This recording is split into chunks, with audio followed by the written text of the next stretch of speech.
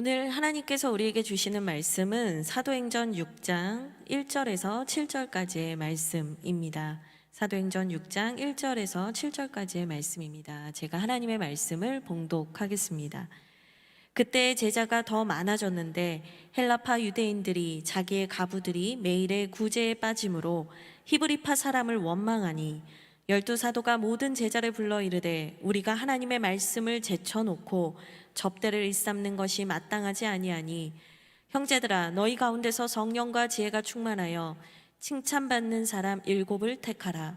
우리가 이 일을 그들에게 맡기고 우리는 오로지 기도하는 일과 말씀 사역에 힘쓰리라 하니 온 무리가 이 말을 기뻐하여 믿음과 성령이 충만한 사람 스데반과 또 빌립과 브로고로와 니가노르와 디몬과 바메나와 유대교에 입교했던 안디옥 사람 니골라를 택하여 사도들 앞에 세우니 사도들이 기도하고 그들에게 안수하니라.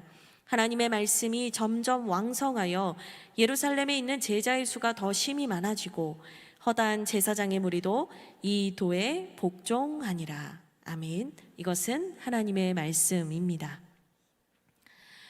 네, 여러분 오늘 이 강대상을 보시면 뭔가 달라진 게 하나 있을 거예요. 숨은 그림 찾기입니다. 뭐가 달라졌을까요?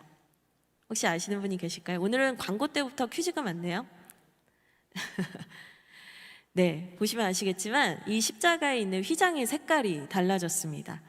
이 휘장의 색깔이 붉은색인데요. 바로 성령 강림주의를 의미하는 예전색이 이 붉은색, 빨간색이기 때문입니다.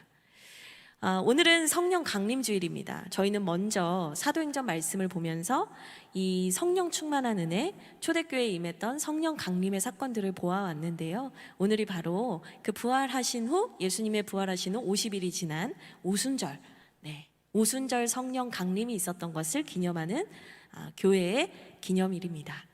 여러분들께서 오늘 이 예배 자리에서 말씀을 듣고 여러분들이 예배를 드리는 이 과정 속에서 성령 하나님을 깊이 충만히 만나시는 은혜가 있기를 주님의 이름으로 축복합니다. 제가 기도하고 오늘 설교 말씀 함께 나누도록 할게요. 하나님 감사합니다. 오늘도 저희들에게 말씀하여 주옵소서. 하나님의 은혜와 능력이 나타나는 예배가 되게 하여 주시옵소서. 하나님 아버지, 우리의 마음 가운데 있는 두려움과 염려들, 근심, 걱정들 나사렛 예수 그리스도의 이름으로 끊어주시고 오늘 이 시간 온전히 하나님께만 집중하는 시간, 당신의 말씀에 귀를 기울이는 시간이 되게 하여 주시옵소서. 주님 사랑합니다. 감사합니다. 예수 그리스도의 이름으로 기도합니다. 아멘. 네, 우리는 지금 사도행전을 계속 보고 있죠. 사도행전은 초대교회가 얼마나 성령의 역사하심으로 말미암아 뜨거워졌는가, 부흥했는가, 또 교회가 얼마나 그 성령의 역사로 말미암아 확장되어 갔는가, 복음의 은혜가 있었는가, 이런 내용들을 계속 다루고 있습니다. 성령 충만했기 때문에 항상 좋은 일만 있어야 될 것 같은데 사실 딱히 그러지는 않았습니다. 우리가 지난주에 들었던 말씀처럼 교회 안에 어려움도 있었고요. 또 베드로와 요한과 사도들에게 여러 가지 핍박, 박해가 있었습니다. 그래서 은혜가 분명히 있는데 왜 이렇게 어려움이 자꾸 생기지? 그런 의문이 들 수밖에 없는 상황들이 이어졌던 것이죠. 교회에는 여러 번의 위기들이 있었습니다. 특별히 오늘 우리가 함께 본 6장 말씀 이전에도 큰 위기가 있었습니다. 예전에는 대제사장들과 사두개인들과 유대교의 지도자들이 이 사도들이 복음을 전하는 걸 보면서 막 이렇게 협박도 하고 가두기도 했지만 그 박해가 그렇게 강도가 세진 않았거든요. 근데 이제는 점점 강해지는 거예요. 이제는 채찍질도 하고요. 그들에게 엄청난 협박을 하기도 하고요. 날로 그들의 핍박과 협박은 강해져만 갔습니다. 너무나 어려운 거죠. 하나님의 은혜를 갈망하면서 성령이 붙들려서 나아가고 있는데 왜 우리에게 이러한 어려움이 자꾸 생기는 거지? 사도들은 이해하는 것이 어려웠을지도 모르겠습니다. 이건 제 생각일까요? 그러나 어찌되었건 이런 상황에도 불구하고 교회는 기도했습니다. 그리고 교회는 담대히 복음을 전했습니다. 오늘 우리가 함께 읽은 말씀 6장 1절 바로 윗절을 보면 이렇게 말씀이 기록이 되어 있어요. 그들이 날마다 성전에 있든지 집에 있든지 예수는 그리스도라고 가르치기와 전도하기를 그치지 아니하니라. 아멘. 어떤 어려움이 있을지라도 위기가 있을지라도 그들이 가르치는 것과 전하는 것을 멈추지 않았다라고 성경은 기록하고 있습니다. 오히려 그 위기의 상황에 그들이 무엇에 더 집중해야 되는지 그들은 더 바라보았습니다. 위기에 집중하는 것이 아니라 그 위기 너머에 있는 하나님께서 주신 본질, 교회의 사명에 이들은 마음을 다하고 더욱더 열심을 냈던 것이죠.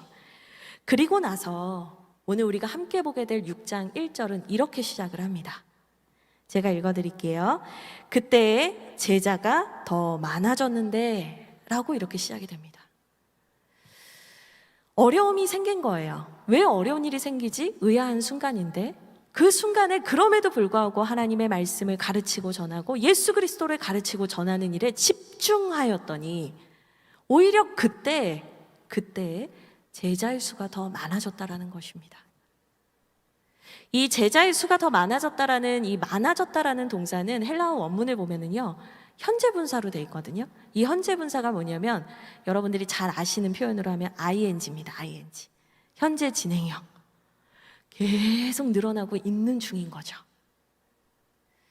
위기의 상황에, 어려운 상황에 그럼에도 불구하고 말씀에 집중했을 때 하나님께서는 계속적으로 생기가 넘치는 공동체가 되게 하시고 그곳 가운데 복음의 역사와 제자들의 부흥을 하나님은 부어주셨던 것이죠.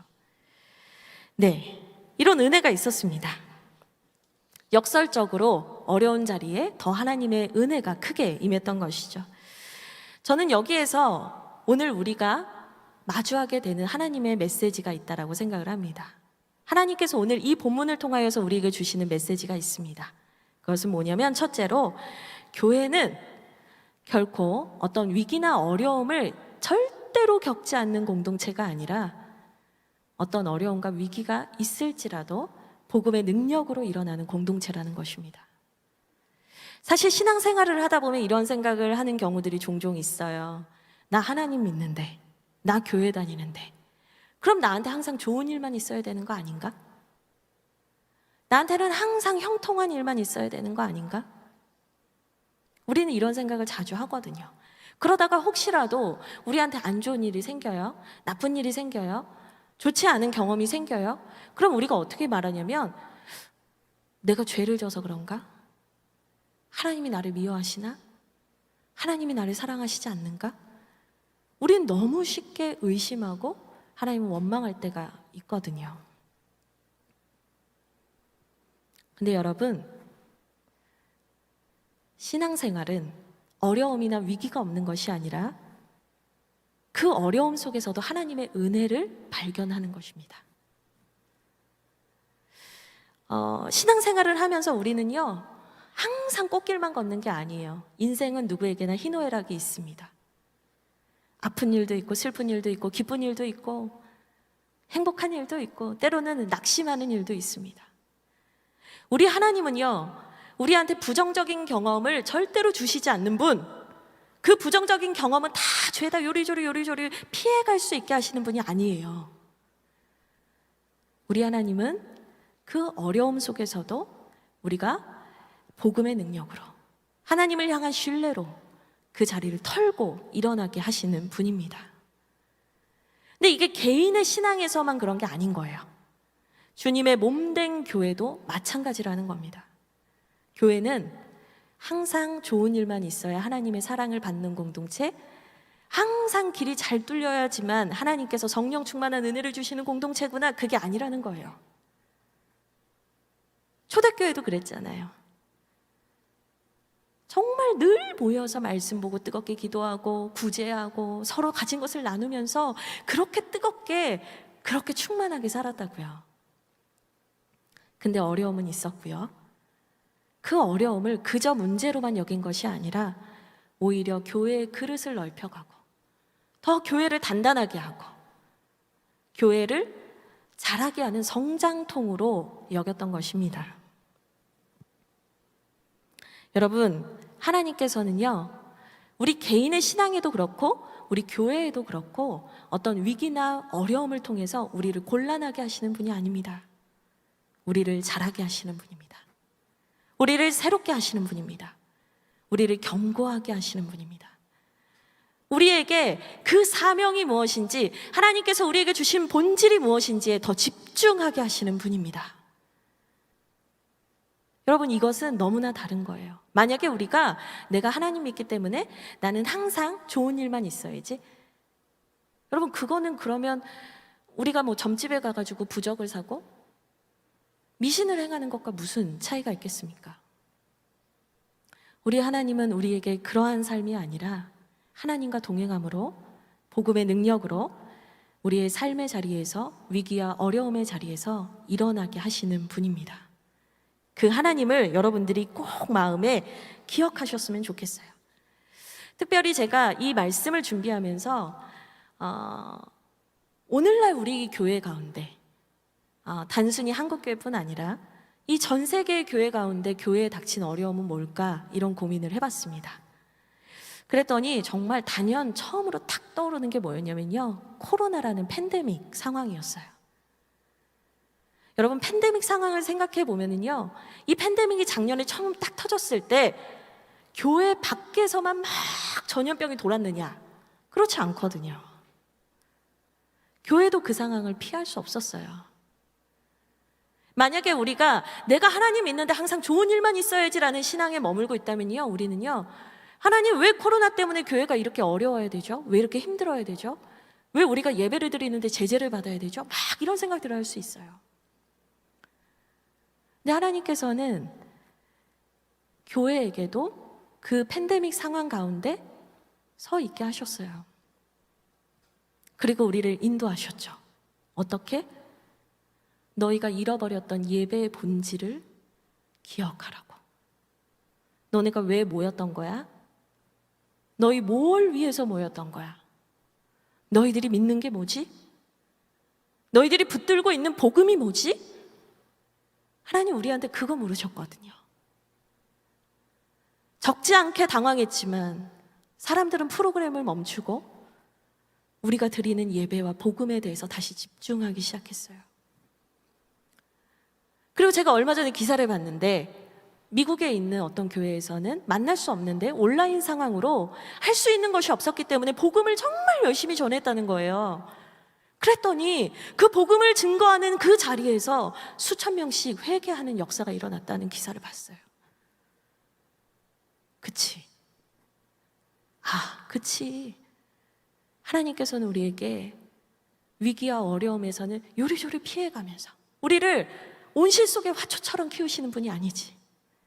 그 상황 속에서도 그 상황을 뚫고 나오는 복음의 능력을 우리에게 가르쳐 주시는 분이지.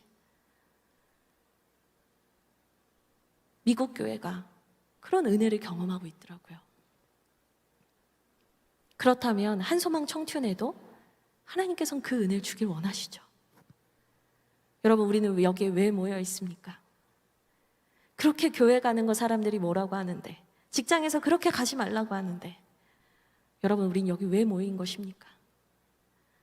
그럼에도 불구하고 우리는 여기에 왜 모였습니까? 왜 말씀을 듣기 위해 모인 것이죠?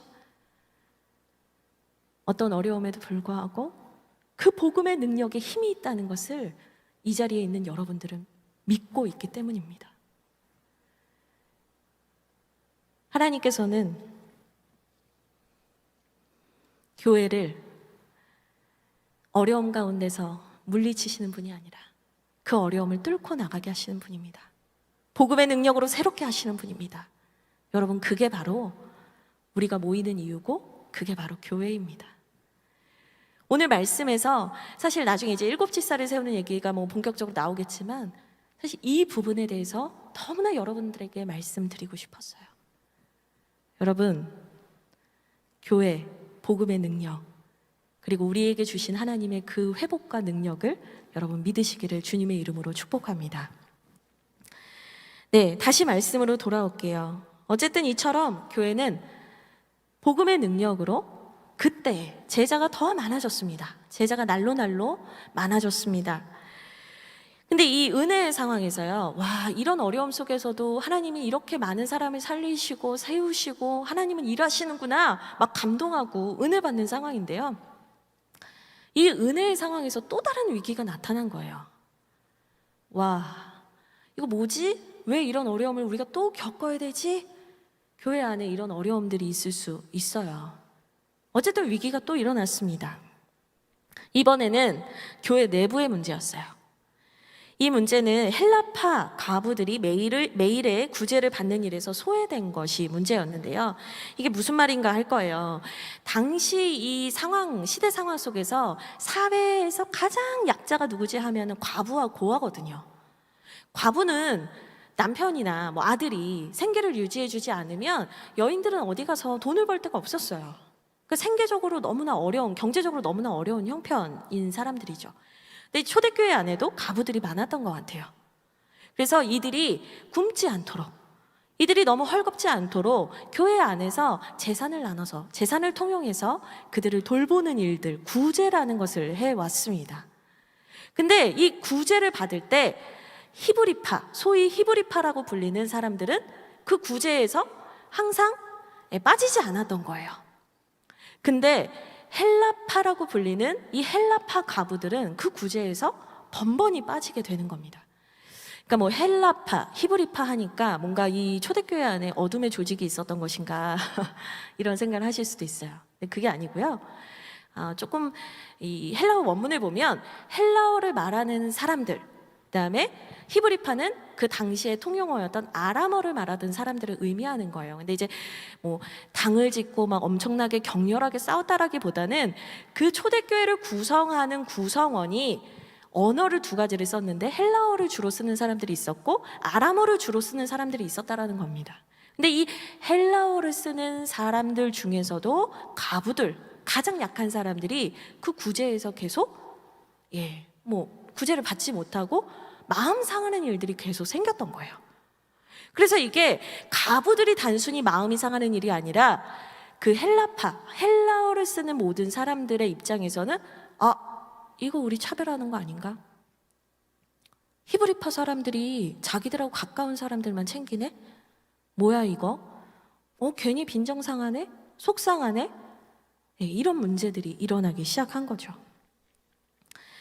이 원망했다라는 단어는요, 헬라어 원문을 보면 불평했다, 뭐 뒷말을 했다, 뭐 이런 단어들이 있어요. 그러니까 뒷말이라고 하면 여러분들이 더 이해하기 편하실까요? 그것 때문에 속상해서 그 말에 이제 사람들끼리 모여가지고 왜 우리한테는 구제를 안 주는 거야? 뭐 이렇게 좀 쑥덕쑥덕하기도 하고요.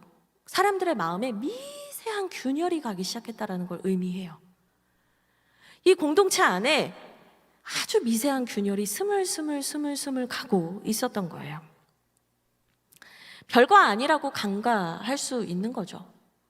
아이 뭐 저런 거 가지고 속상해, 뭐 달라고 하면 되지 왜 그래? 뭐 이렇게 그냥 대충 넘길 수도 있는 일이었어요. 그렇지만 사도들은 그렇게 하지 않았거든요. 왜냐하면 사도들이 볼 때 이것은 그냥 별거 아니라고 간과하고 별거 아니라고 방치했다가는 교회가 쪼개질 수 있는 큰 일이 될 수 있는, 위협이 될 수 있는 작은 불씨로 보였던 거예요.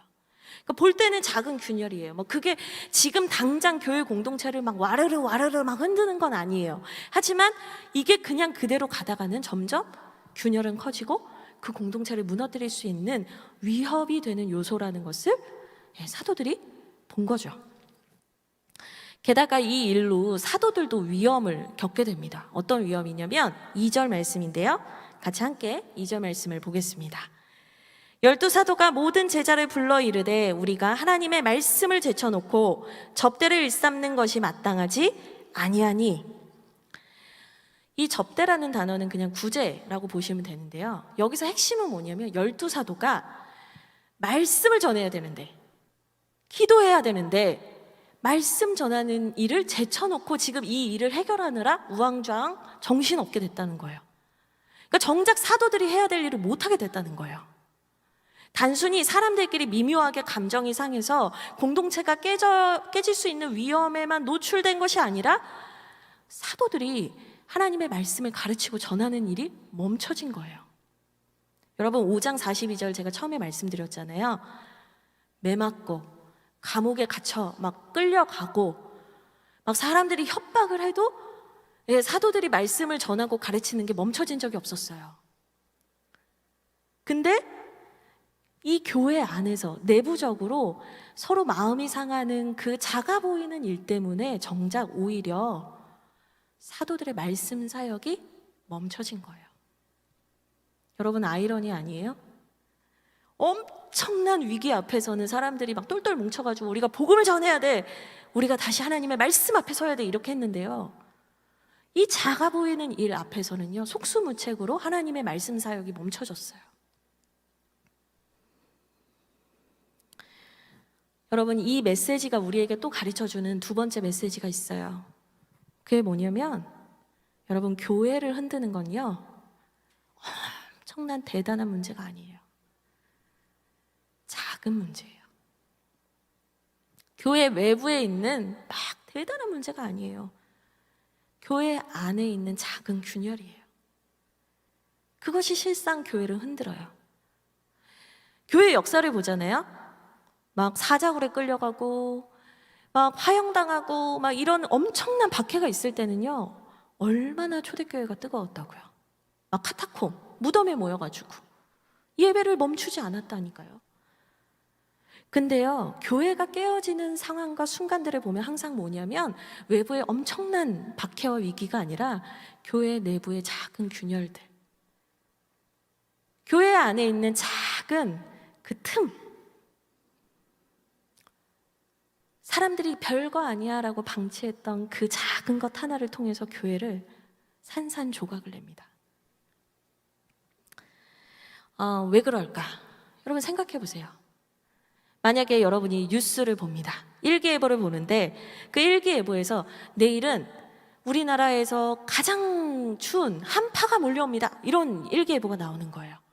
그럼 여러분 다음날 옷을 어떻게 입으시겠어요? 목도리하고 내복 입고 내 옷 중에 가장 두꺼운 막 잠바를 꺼내서 입고 털부츠를 신고 나갈 거라고요. 근데 감기는 언제 걸리냐면 그런 한파 때 걸리지 않아요. 왜냐면 그때는 대비를 하고 무장이라는 걸 하거든요. 그럼 정작 감기는 언제 걸리냐면 이제 날이 풀렸겠거니 하고 그냥 얇게 옷 한 벌 입고 딱 나갔다가 꽃샘 추위에 바람 슉 불면서 감기 콜록콜록 하게 되는 거예요. 제가 무슨 얘기를 하고 싶은 거냐면 엄청난 위기와 대단한 핍박은요 오히려 우리를 하나 되게 하고 뭉치게 하고 우리를 정신 차리게 해요. 우리를 민감하게 해요. 우리를 그 문제로부터 경계하게 해요. 우리를 깨어있게 해요. 근데 작은 문제는요 그냥 그런지도 모르고 거기에 그냥 스물스물 흘러가다가 어느 순간 보니까 무너져 있는 일들이 너무 많은 거죠. 여러분 사도들은 이걸 알았던 것 같아요. 그래서 사람들이 볼 때는 그냥 저기 가부들이 좀 속상한 건데 뭘 그래요 라고 할 수 있는 일인데요 사도들은 아주 민감하게 움직였어요. 그리고 이렇게 얘기합니다. 3절과 4절입니다. 같이 읽어보겠습니다. 형제들아 너희 가운데서 성령과 지혜가 충만하여 칭찬받는 사람 7을 택하라. 우리가 이 일을 그들에게 맡기고 우리는 오로지 기도하는 일과 말씀 사역에 힘쓰리라 하니. 사도들이요 아니 뭐 그런 거 알아서 해야지 뭐 별거 아닌데 이렇게 하지 않았다고요. 사도들이 뭐라고 하냐면 우리가 성령과 지혜가 충만한 사람 7명을 세우자 이렇게 얘기를 합니다. 사실 저는 이 말씀을 수도 없이 봐왔고 PBS도 자주 해왔던 본문인데요 왜 7명인지 잘 몰랐어요. 근데 이번 주에 그 하이튠 지역 목자들하고 PBS를 하는데 우리 김현태 지역 목자님이 일주일에 하루에 1명씩 아닐까요? 그런 얘기를 하더라고요. 그래서 제가 아니 놀라운 통찰이다 말하면서 깜짝 놀랐어요. 근데 그렇게 맞는 것 같아요. 왜냐하면 6장 1절에 매일의 구제에서 빠졌다라고 하니까 구제가 매일매일 있었던 일 같거든요. 여튼 7명의 집사를 세우자고 말합니다. 그러면서요 사도들이요 7명을 내가 택했어. 여기서 너 이렇게 한 게 아니에요. 여러분 말씀을 잘 보면 뭐라고 하냐면 형제들아 너희가 7사람을 택하라 이렇게 얘기를 해요. 그게 뭐냐면 사도가 그 7명을 세운 것이 아니라 공동체가 그 7명을 세우게 한 거예요. 공동체가 신뢰하는 사람, 공동체가 믿을 수 있는 사람, 공동체와 함께하는 사람, 그 7사람을 세운 것이죠. 그리고 5절에 그 7사람이 누구인지를 얘기합니다. 5절에 제가 읽어드릴게요. 온 무리가 이 말을 기뻐하여 믿음과 성령이 충만한 사람 스데반과 또 빌립과 브로고로와 니가노르와 디몬과 바메나와 유대교에 입교했던 안디옥 사람 니골라를 택하여 이렇게 하면서 7명을 세웠다라고 얘기합니다. 근데 여러분 재미있는 게 뭔지 아세요? 이 7명의 이름이 다 헬라식 이름입니다. 그러니까 오히려 공동체에서 이 일에 대해서 뭐 그런 거 가지고 삐져, 뭐 그런 거 가지고 속상해, 이게 아니고요. 헬라파 가부들이 마음이 아팠겠다. 그렇다면 성령과 지혜가 충만한 헬라파 사람을 뽑자라고 한 거예요. 이 공동체가 참 성숙하지 않습니까? 늘 해오던 히브리파 사람을 더 뽑아줄게가 아니고요. 아파하고 신음하는 사람들의 목소리를 들을 수 있는 헬라파 사람 7명을 뽑았다는 겁니다. 물론 성령 충만하여 하나님의 뜻대로 움직일 수 있는 사람이기도 했습니다. 그런데 저는요, 이 사람을 세워가는 과정을 볼 때 이 초대교회가 얼마나 성숙했는가를 보게 됩니다.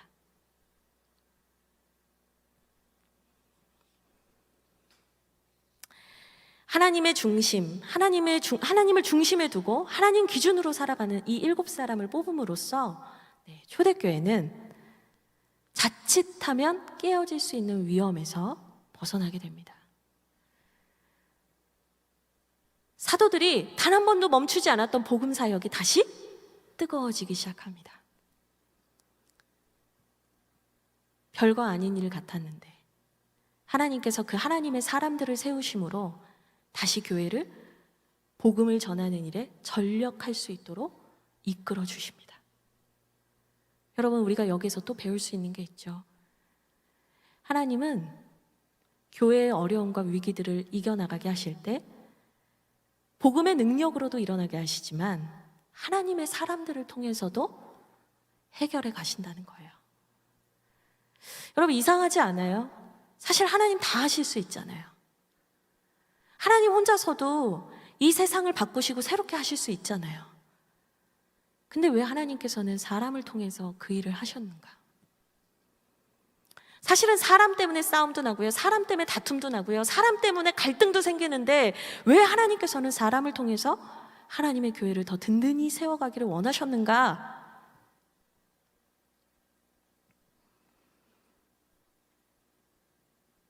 여러분, 그 이유는 하나님께서 우리와 함께 동역하기를 기뻐하시기 때문입니다.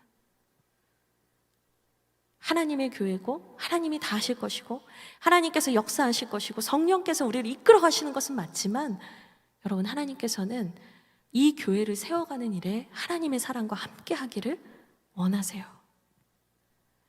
하나님의 사람들이 그 마음을 열고 함께 하기를 원하신다고요. 교회는 하나님의 사람들이 하나님의 은혜를 보여주는 곳이고 하나님의 사랑을 보여주는 곳이고 하나님께서 말씀하신 그 복음의 능력을 보여주는 곳입니다. 초대교회는 그 7 집사를 통해서 하나님의 역사를 다시 보여주기 시작했습니다.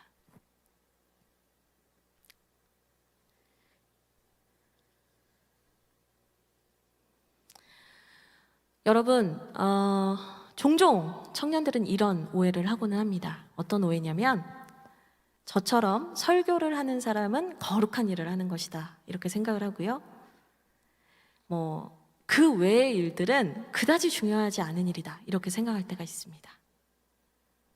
이 예배당에도 그렇죠. 지금 저기에서 음향팀 마이크를 세팅해 주기 위해서 정말 항상 저 자리를 지키고 있어요. 아무리 화장실에 가고 싶어도 갈 수 없어요. 그렇죠?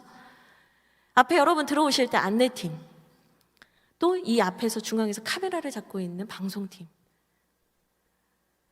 그 외에도 사실 이 예배의 찬양을 준비하는 찬양팀, 얼마나 애쓰고 수고하는 사람들이 많아요. 근데 우리 안에는 무슨 생각이 있냐면 목사님이 말씀 전거하시는 게 진짜 제일 대단하고 위대한 일이지 막 이렇게 생각할 때가 있거든요. 여러분 근데 그렇지 않아요. 오늘 말씀 1절에 나오는 구제, 2절에 나오는 접대, 구제나 접대나 같은 거고요. 그리고 나서 4절입니다. 우리는 오로지 기도하는 일과 말씀 사역에 힘쓰리라 할 때 이 사역, 이 사역이라는 단어가요 모두 헬라어 원문을 보면 같은 단어예요. 영어 성경을 보면 미니스트리라고 나오거든요. 결국에 과부들을 돌보고 봉사하고 구제하는 일과 하나님의 말씀을 전하는 모든 일들은 다 하나님의 교회를 세워가는 든든한 목회다라는 거예요. 다 목회라는 거예요. 그것이 다 목회라는 거예요. 이건 높고 이건 낮은 게 아니에요. 이건 거룩하고 이건 속된 게 아니에요. 그것은 다 하나님의 교회를 세워가는데 꼭 필요한 너무나 은혜로운 일들이라는 거예요. 다만 각자의 맡은 자리가 다른 거죠. 저는 말씀 증거하고 여러분에게 예수 그리스도를 가르치는 일을 맡은 거고요. 또 다른 이들은 저마다의 자리에서 각자가 섬기고 세워갈 일들을 맡은 거죠. 일에 노고나짐은 없어요. 그러나 각자의 자리에 하나님께서 부르시고 맡기신 일은 있어요.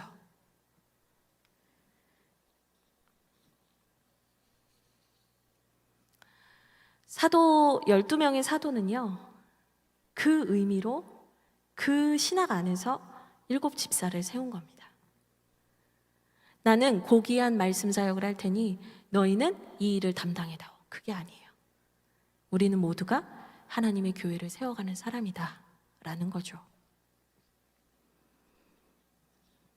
그리고 성경은 이 7 집사를 세움으로 인해서 교회 안에 있었던 여러 가지 위기들이 어떻게 극복되어져 가는지를 마지막으로 보고하면서 이 본문을 마칩니다.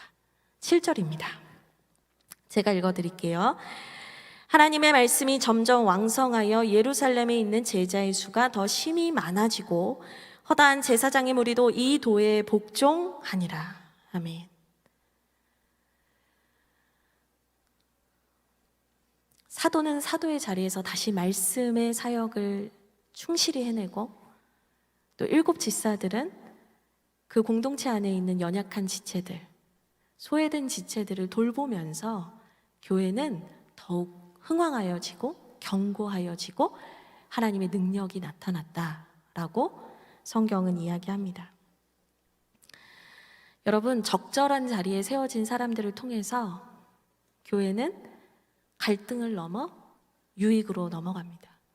문제를 넘어서 더 깊은 유익과 열매의 자리로 넘어갑니다. 하나님께서 교회 안에 있는 그 성장의 비밀과 성숙의 비밀과 열매의 비밀을 오늘 이 자리에 있는 여러분들에게 말씀해 주십니다. 여러분, 문제 없는 곳은 없을 거예요.